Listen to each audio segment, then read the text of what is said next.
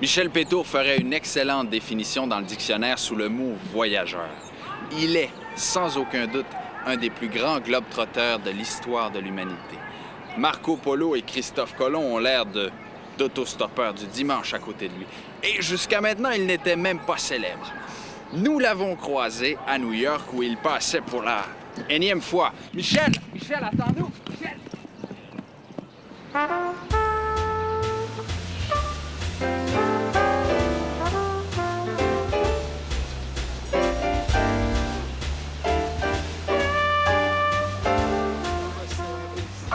Comment ça a commencé cette histoire, Michel? Ça a commencé dès que j'ai mis le pied à l'extérieur du ventre de ma mère. Les Allemands ont pénétré à Paris. Et avec ma mère et mon grand-père, nous sommes partis en Touraine. Et ça a été mon premier voyage. J'avais, je ne sais pas, j'avais même pas un an. Et depuis? Et depuis, je lâche pas. Tu as traversé combien de pays? À peu près 145, je crois. 145 Oui, pays? 145. C'est les 3/4 du monde, au moins? À peu près les 3/4 du monde, oui. Il y a combien de pays dans le monde? Environ 200, mais je ne sais pas exactement avec les nouveaux. Chaque automne depuis 20 ans, Michel termine un contrat de 6 mois comme professeur de français à Montréal et repart à la conquête du monde.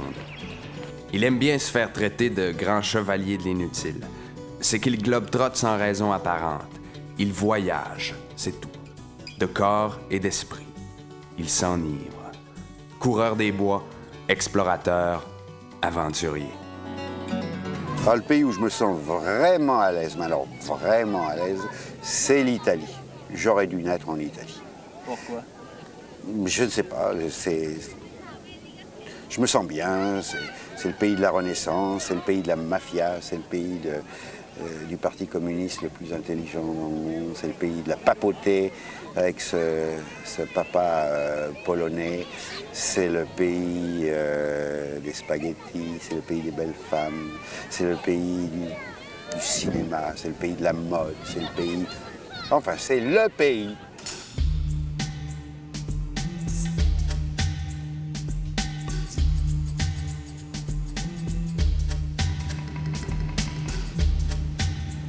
Si on te disait, Michel, qu'il ne reste plus qu'un pays où tu peux aller?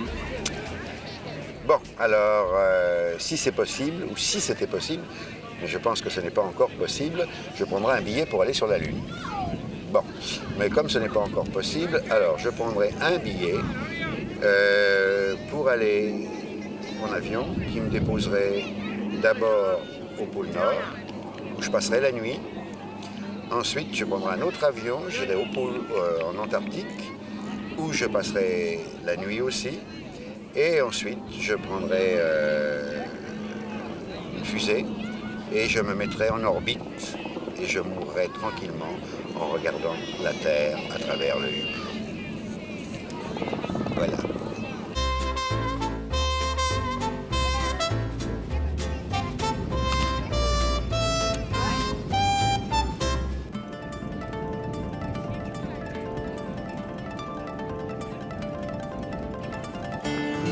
L'homme est aussi athlète. Il a entre autres parcouru le Vietnam du nord au sud en solo, 1800 km en 2 semaines. Pour fêter ses 50 ans, il traverse le désert du Sahara en équipe, 31 jours et 31 nuits sans répit. À 55 ans, il fait l'ascension du Kilimandjaro, le plus haut sommet d'Afrique, en courant et en moins de 24 heures. Sans compter les dizaines de marathons à travers le monde auxquels il participe. À 58 ans, Pétour court toujours. Qu'est-ce que tu réponds aux gens qui disent « J'ai pas les moyens de faire ça, moi, de partir en voyage à chaque année? » Ah, ben, je leur dis qu'avec des si, hein, si ma belle-mère n'était pas malade, si je n'avais pas d'enfant, si mon appartement était payé, si ma tante en avait, elle s'appellerait mon oncle, alors, bon. Évidemment, tu acceptes, tu fais des sacrifices. Tu roules pas en Mercedes. Ah non, bien sûr, pendant très longtemps, bon maintenant j'ai une petite Jeep, mais pendant très longtemps, par exemple, j'ai pas eu de voiture. Pendant plus de 10 ans, j'ai pas eu de voiture.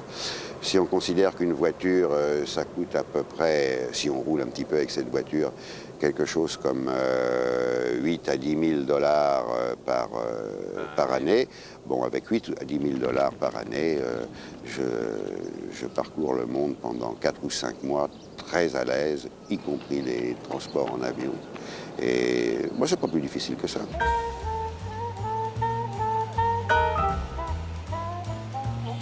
C'est pas nécessaire de voyager. Il y a des gens qui ne voyagent pas et qui sont très heureux. Il y a des gens qui... une fois, j'ai rencontré, là, puisqu'on est devant New York, j'ai rencontré un Italien, mais il y a bien longtemps, et j'étais avec ma femme.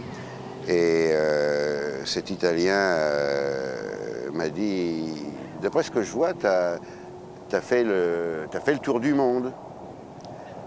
Voilà, j'ai dit oui, j'étais très jeune déjà, j'étais très jeune à l'époque. Il me dit, moi, tu vois, j'ai fait le tour du coin. Et j'ai l'impression que t'es pas plus avancé que moi. Et ben, je lui ai dit, that's right, man. C'est vrai, je suis pas plus avancé que toi. Mais au moins moi, j'avance, et passionnément.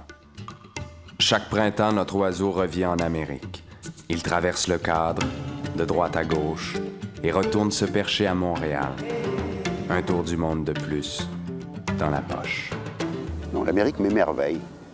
L'Amérique m'émerveille, que ce soit le Canada, que ce soit les États-Unis, que ce soit le Mexique, que ce soit le continent sud-américain. Elle m'émerveille, donc quand quelque chose t'émerveille, il t'apporte quelque chose.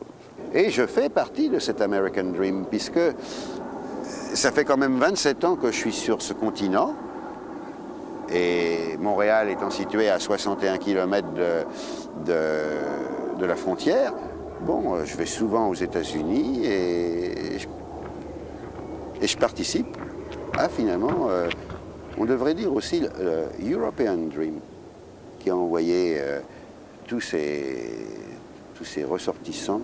Et maintenant, c'est l'Asie. Asian Dream, Asian Dream. c'est le World Dream. Est-ce qu'on a raison de rêver de l'Amérique?